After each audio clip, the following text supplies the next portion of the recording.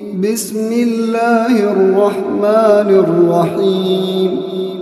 سبح اسم ربك الأعلى الذي خلق فسوى والذي قدر فهدى والذي أخرج المرعى فجعله غثاء أحوى سنقرئك فلا تنسى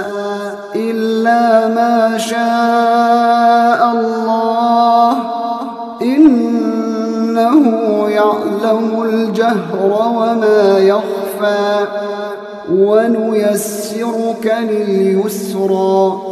فذكر إن نفعت الذكرى سيذكر من يخشى ويتجنبها الأشقى الذي يصلى النار الكبرى ثم لا يموت فيها ولا يحيا قد أفلح من تزكى وذكر اسم ربه فصلى بل تؤثرون الحياة الدنيا